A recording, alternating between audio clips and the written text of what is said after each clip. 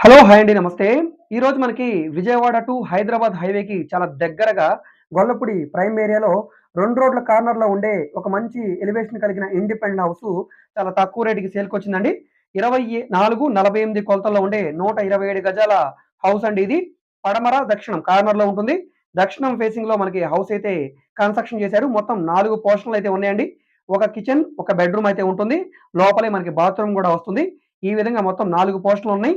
10 years old building. Already bank loan తీసుకున్నారు.